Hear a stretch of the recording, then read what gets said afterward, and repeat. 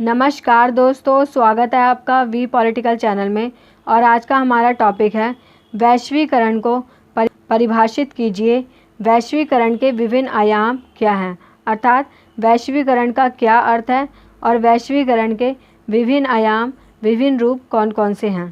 Third year political science के लिए important question है, मोस्ट रिपीटेड क्वेश्चन है और विद लेटेस्ट पैटर्न है। पार्ट 1 है इस वीडियो का, पार्ट 2 इसके बाद आएगा। अगर आपको ये वीडियो अच्छी लगे तो लाइक शेयर सब्सक्राइब ज़रूर करें और हमारे साथ जुड़े रहें। तो स्टार्ट करते हैं अपना टॉपिक वैश्वीकरण। सबसे पहले हम वैश्वीकरण के अंतर्गत क्या क्या पढ़ेंगे। वैश्वीकरण की भूमिका, कैसे ये स्टार्ट हुआ, वैश्वीकरण का अर्थ, ठीक है। फिर वैश्वीकरण के विभिन्न आयाम, जिसमें आर्थिक आयाम, राजनीतिक आयाम, प्रौद्योगिकी आयाम और सांस्कृतिक आयाम की चर्चा करेंगे। फिर हम पढ़ेंगे वैश्वीकरण के सकारात्मक प्रभाव और नकारात्मक प्रभाव। अंत में पढ़ेंगे निष्कर्ष। ये टॉपिक आपको ऐसे ही लिखना है। तो स्टार्ट करते हैं अपना टॉपिक वैश्वीकरण की भूमिका। वैश्वीकरण शब्द का प्रयोग पिछले कुछ वर्षों में अत्यधिक होने लगा है। अब सभी लेखक यह मानने लगे हैं कि वैश्वीकरण के प्रभाव को समझे बिना हम अंतर्राष्ट्रीय संबंधों का अध्ययन नहीं कर सकते। जब तक हम वैश्वीकरण का अध्ययन नहीं करेंगे तब तक अंतर्राष्ट्रीय संबंधों का अध्ययन जो है संभव नहीं है। यातायात और संचार के क्षेत्र में होने वाले क्रांति तथा उत्पादन की उन्नत तकनीकों की वजह से आज संपूर्ण विश्व एक बाजार बन चुका है, क्योंकि उत्पादन की उन्नत तकनीकें प्राप्त हो चुकी है और संचार के क्षेत्र में भी क्रांति आ गई है। वैश्वीकरण से हमारे विचारों और जीवन शैली में भी क्रांतिकारी बदलाव आए हैं। कह रहे हैं कि वैश्वीकरण से क्या हुआ है कि हमारे विचारों में और जीवन शैली में भी क्रांतिकारी बदलाव आए हैं।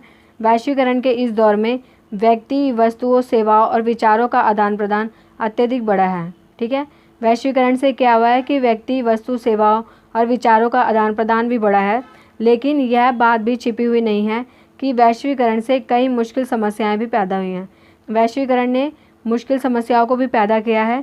भूमंडलीकरण के इस दौर में राज्य का नियंत्रण कम हुआ है। कह रहे हैं कि वैश्वीकरण या भूमंडलीकरण के इस दौर में क्या हुआ है, राज्य का नियंत्रण कम हुआ है तथा पूंजीवाद का प्रभुत्व बढ़ रहा है। भारत में नई आर्थिक नीति 1991 के रूप में इसे अपनाया गया। भारत ने इसे 1991 में नई आर्थिक नीति के रूप में अपनाया ताकि भारत में विदेशी प्रत्यक्ष निवेश अर्थात FDI बढ़े और भारत प्रगति की दिशा में कार्य करे। इसलिए भारत ने जो है इसे अपनाया है। वैश्वीकरण का अर्थ, वैश्वीकरण से अभिप्राय किसी वस्तु, सेवा, पूंजी एवं बौद्धिक संपदा का एक देश से दूसरे देश निर्बाध रूप से आदान प्रदान करना है। इसके अंतर्गत अंतर्राष्ट्रीय व्यापार का संचालन निर्बाध रूप से होता है। कहा जाता है कि वैश्वीकरण में किसी वस्तु, सेवा, पूंजी और बौद्धिक संपदा का एक देश से दूसरे देश आना जाना ही वैश्वीकरण कहलाता है। और इसके कारण क्या होता है, अंतर्राष्ट्रीय व्यापार जो है निर्बाध रूप से बिना किसी बाधा के हो सकता है। एंथनी गिडन्स के अनुसार वैश्वीकरण की अवधारणा को निम्न प्रकार से समझा जा सकता है। एंथनी गिडन्स जो है वैश्वीकरण की अवधारणा को निम्न प्रकार से समझाते हैं। वैश्वीकरण से अभिप्राय विश्वव्यापी संबंधों के प्रबलीकरण से है। वैश्वीकरण एक ऐसी अवधारणा है जो दूरस्थ प्रदेशों को इस प्रकार जोड़ देती है कि स्थानीय घटनाक्रम का प्रभाव मीलों दूर स्थित प्रदेशों की व्यवस्था और घटनाओं पर पड़ता है। इनके अनुसार वैश्वीकरण एक ऐसी अवधारणा है जिससे अगर कोई दूर कोई घटना हो रही है तो उसका प्रभाव अपने देश पर पड़ता है, और अगर कोई स्थानीय घटना है तो उसका प्रभाव अन्य देश पर पड़ता है। वैश्वीकरण के इस दौर में भूमंडलीकरण व्यवस्था में अधिकांश देश विश्व बाजार में भागीदार बन गए हैं। भूमंडलीकरण से क्या हुआ है कि विश्व बाजार बन गया है पूरा विश्व। इनमें पूंजीवादी प्रतियोगिता हो रही है, इनमें जो है पूंजीवादी प्रतियोगिता भी हो रही है। जहाँ भी उपभोक्ता होते हैं उसी दिशा में वस्तु और सेवाओं का प्रवाह होने लगता है। वैश्वीकरण में क्या है, जहाँ उपभोक्ता दिखेंगे वहीं वस्तु और सेवाओं का प्रवाह होगा। वैश्वीकरण के विभिन्न आयाम पढ़ते हैं, बहुत ही इंपॉर्टेंट टॉपिक है। आर्थिक आयाम, वैश्वीकरण के आर्थिक आयाम को इस प्रकार देखा जा सकता है, वस्तुओं और सेवाओं का स्वतंत्र रूप से प्रवाह। वैश्वीकरण के कारण वस्तुओं और सेवाओं और पूंजी का स्वतंत्र प्रवाह देखने को मिलता है।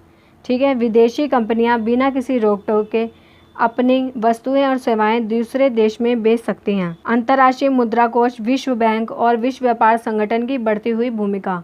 वैश्वीकरण के कारण क्या हुआ है, सभी संगठनों की भूमिका किसी भी देश में बढ़ती जा रही है। गरीब और अविकसित देशों पर भी प्रभाव डाला जा रहा है कि वे बहुराष्ट्रीय कंपनियों के लिए अपने दरवाजे खोल दें, ताकि वह अपने देश के दरवाजे मल्टीनेशनल कंपनीज़ के लिए खोल दें। पूंजी का स्वतंत्र प्रभाव। वैश्वीकरण के कारण क्या हुआ है, अब विदेशी निवेश पर कोई प्रतिबंध नहीं है। कोई भी देश किसी देश में जाकर निवेश कर सकता है। उदाहरण के लिए ब्रिटिश पूंजीपति भारत में अपनी पूंजी लगा सकते हैं। ठीक है। व्यक्तियों की गतिशीलता। आर्थिक रूप में क्या है, व्यक्तियों की गतिशीलता भी बढ़ी है।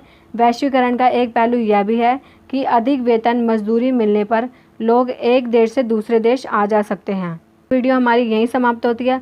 अगर आपको ये वीडियो अच्छी लगी हो तो लाइक शेयर सब्सक्राइब ज़रूर करें और हमारे साथ जुड़े रहें, और पार्ट 2 इसका ज़रूर देखें, और जो आयाम बच चुके हैं वह पार्ट 2 में डिस्कस करेंगे।